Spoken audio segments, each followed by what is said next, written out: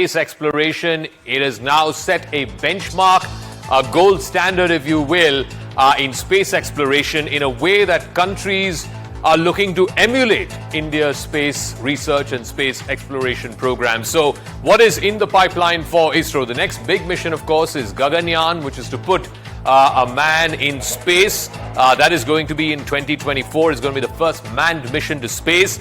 3 crew members will be put in space for a period of 3 to 4 days. So that's Gaganyaan in 2024. The mission will look at a 400-kilometer low Earth orbit and then send back its observations and data back to the mission control. It'll be a splashdown in Indian waters. This is the manned space mission we're talking about. If it is successful, it'll be the 4th country in the world to be able to launch a crewed spacecraft. Again, after the United States, the former Soviet Union, China, and of course the 4th country in the world, India. So that's going to be the next big thing for ISRO and for the Indian space research programs, to try and put a manned space mission with a crew, with a full board crew up in space. But where does this rank in terms of other global space missions, and is this now igniting some kind of a space race, if you will, but in a very positive way? We'll now be joined by a panel of global experts, people who've been there and done that. Leroy Chow is former NASA astronaut. Jonathan Levy will be joining us. He's a space commentator.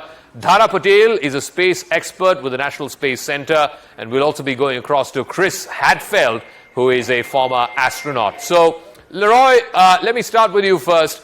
You must have seen the incredible images of the Indian moon mission landing on the lunar surface, the first one to do so on the south side of the moon.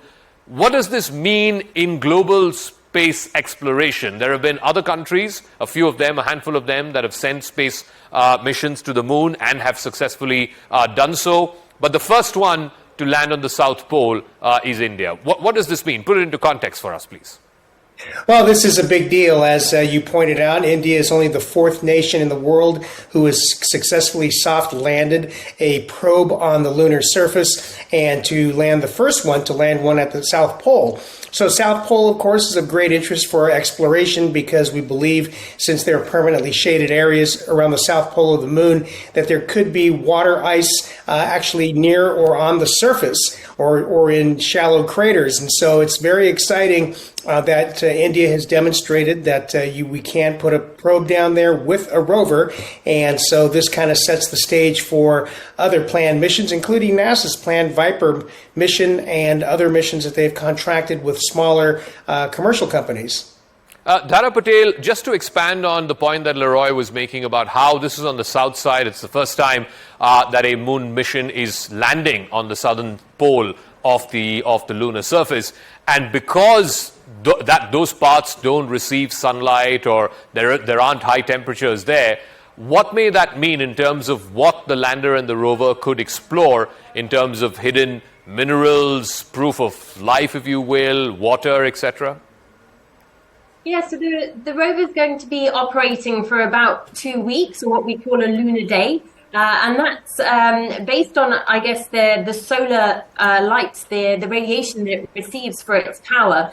Because the moon rotates, within a couple of weeks' time, it will be faced away from the sun. It won't have that solar power to keep it powered. But in that time, it will be analyzing the environment around it. It will be looking at some of the thermal or the heat properties, like you mentioned, those extreme temperatures.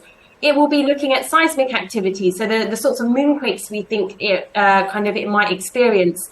But it will also be looking at the kind of mineral and elemental composition on the lunar surface, but also the lunar soil as well, just to try and determine what sorts of things, what sorts of resources might there be there on the moon that may pave the way for future human exploration to that region. Chris Hadfield is also joining us, and so is Jonathan Levy. Chris Hadfield, you must have also seen those pictures of India's moon mission, the lander landing softly and safely on the south side of the moon. How do you compare this with other moon missions? And are you seeing now a renewed interest not just in the established countries, established space powers, as it were, but newer and newer countries taking a greater interest in space exploration? Thanks. There are two main things that I think have driven this renewed interest. One is our technology has gotten better. It used to be so incredibly near impossible to get to the moon, and yet now it's become to the point where multiple countries can do this. So, and if you look at rocket technology and the improvement of computers and artificial intelligence, that is opening up possibilities for all those other space stations that are going to follow behind India. But to me, the second most important thing, and it was part of Chandrayaan 1 that discovered this, the moon has water.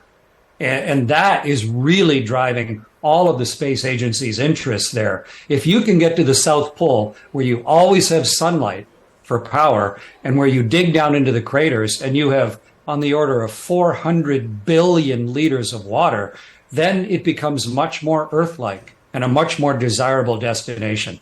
And so that improvement in technology and the discoveries of water on the moon that Chandrayaan 1 helped with, those are the big door openers and kind of what Chandrayaan 3 is helping lead us to next. So Jonathan Levy, what would be a breakthrough, if you will, over the next 14 days that the Chandrayaan mission is going to be there on the lunar surface, the lander and the rover? What may be a significant marker that you will be looking out for on the point that Chris just made about the availability of water or the presence of water on the lunar surface?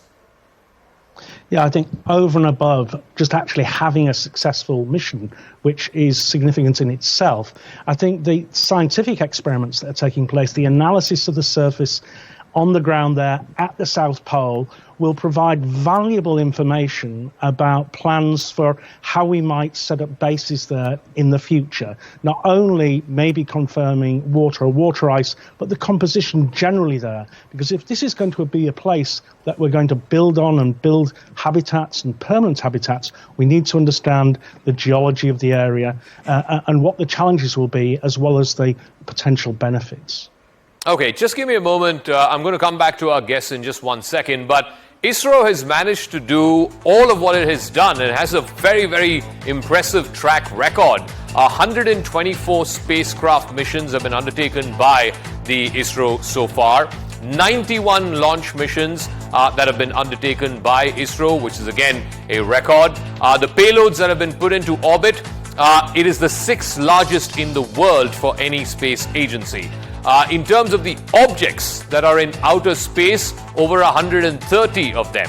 The satellites that have been launched at one shot, and remember ISRO just did this recently where it launched satellites of multiple countries, 104 is the record that ISRO holds for launching satellites at one go.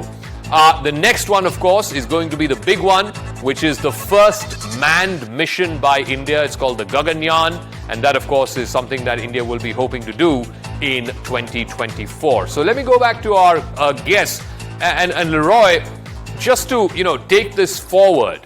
What is it that you would be looking for? Are we close to a position where we can say that there is the presence of water, large quantities of water on the lunar surface, and are we in a position to even think about possible habitation there?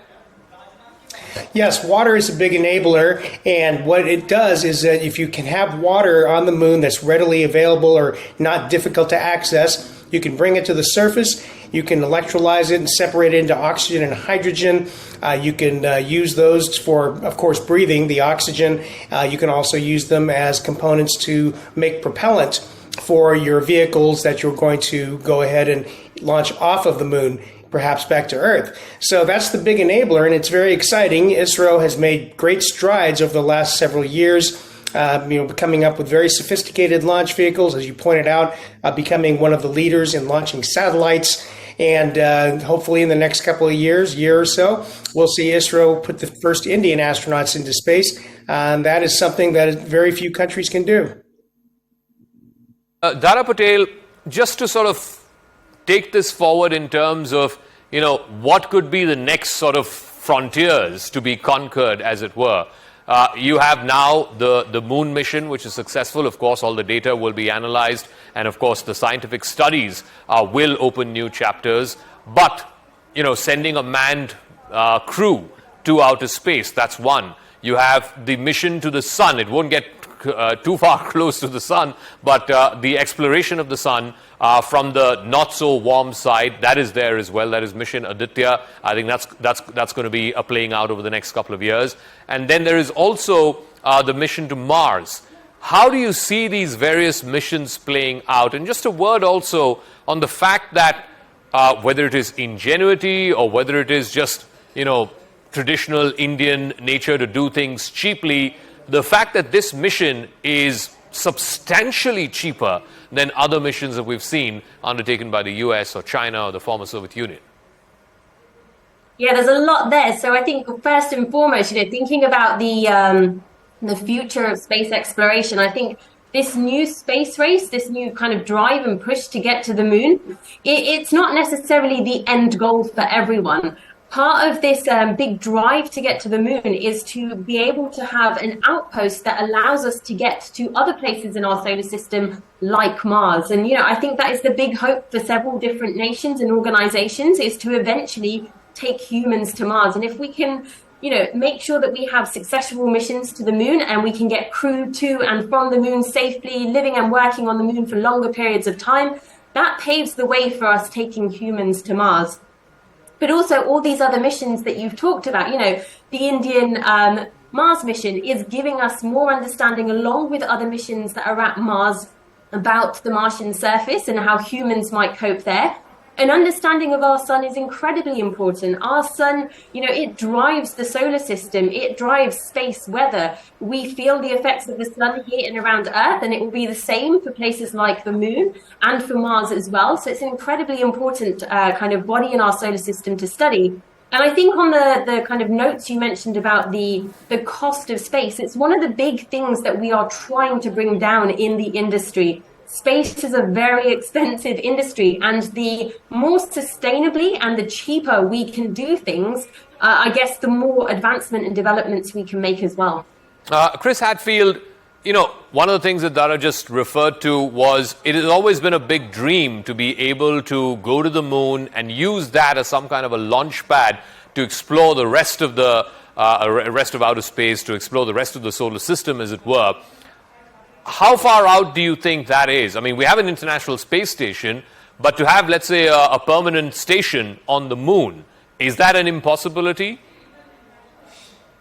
Oh, no, of course not. In fact, it's a program that India is a part of.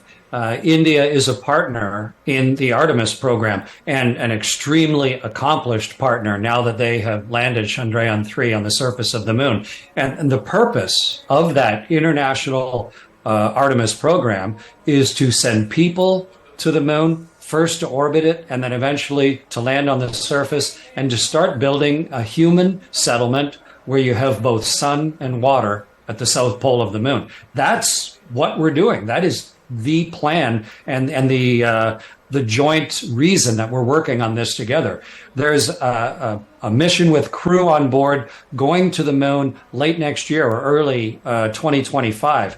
International crew of Americans and Canadians going to the moon in 2024 or 5. And so it's pretty easy to extrapolate out that since India is a partner in that and is about to fly their own astronauts in space, that there will be Indian citizens going to the moon and walking on the surface of the moon. It's a natural progression from what we've done so far. And I think that is immensely inspiring to young Indian people as to some of the options that are available to them when they're choosing what to do with their lives. All right, I'll give Jonathan Levy the final word. Back in the 50s and 60s, the term space race was, of course, had negative connotations, the space race between America and the USSR. But do you see a positive space race now being sort of ignited, if you will?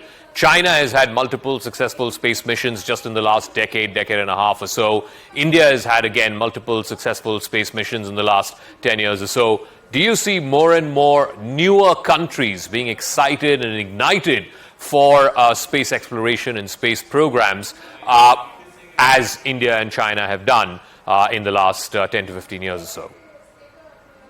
Absolutely. I mean, competition is a great thing where it accelerates progress, but that will happen both at an individual level and at a partnership level.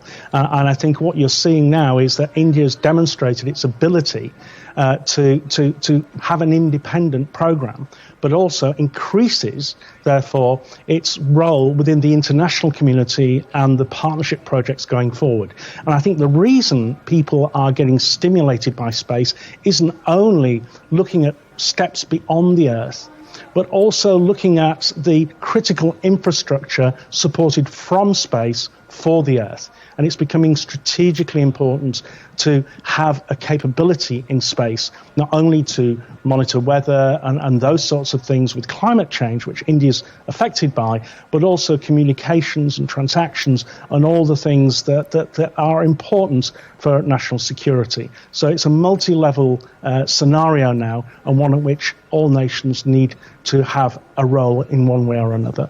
All right, Jonathan Levy, Leroy Chow, Dara Patel, and of course, Chris Hadfield. Thank you very much for joining us on what is an incredible moment, not just for India, not just for ISRO, that it indeed is for 1 billion plus Indians, but this is a big moment for space enthusiasts around the world. This is going to ignite and propel an entire new generation of kids to take up space exploration, much like the Apollo series did, much like what we saw when Neil Armstrong and Buzz Aldrin and the first moon mission ended in success. And with those great words, one small step for man and a giant leap for mankind. Today was indeed a giant leap for India, for ISRO, and Indian space enthusiasts everywhere around the world. We leave you with some prominent voices on what this moment means for us, for space programs, and of course for pride at being part of this great nation. Thank you for tuning in.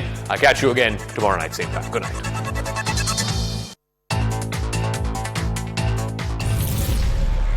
It is with immense pride, as a citizen of our great nation, that I witnessed the remarkable landing of Chandrayaan 3 on the moon today. The success of the lunar mission places India in a select group of nations to have successfully achieved a landing on the lunar surface. It is all the more significant because India is the only nation to have achieved a lunar landing on the south pole of the moon. This will herald new avenues in scientific research and discovery. Truly, this lunar landing represents a milestone in the onward march of our nation. My heartiest congratulations to Team ISRO and the entire scientific community on this historic achievement.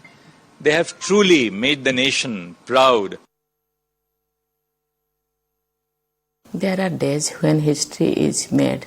Today, with the successful moon landing of the Chandrayaan 3 mission, our scientists have not only made history but also remade the idea of geography. It is truly a momentous occasion, the kind of event that happens once in a lifetime, making all Indians proud. I congratulate ISRO and everybody involved in this mission and wish them greater accomplishments ahead. The success of Chandrayaan, I believe, is also a major achievement for the whole of humankind. It shows how India has harnessed its rich traditional knowledge base along with modern science in the service of humanity. आज हम सब के लिए गौरव का दिन है। आज चंद्रयान 3 तय किए हुए समय पर, तय की हुई जगह पर सफलता के साथ चंद्रमा की सतह पर उतरा है। मैं इस मौके पर सबसे पहले तो देश के सभी 140 करोड़ लोगों को बहुत बहुत मन से बधाई देना चाहता हूं कि आजादी के अमृतकाल में हमारे देश को अंतरिक्ष के क्षेत्र में एक बहुत बड़ी सफलता मिली है, जो हम सब के लिए गौरव का विषय है। इसके साथ अथक मेहनत और बहुत बारीकी से प्लानिंग कर चंद्रयान को सफल करने वाली टीम चंद्रयान के सभी वैज्ञानिकों और सभी इंजीनियरों को भी मैं हृदय से बहुत बहुत बधाई देना चाहता हूं।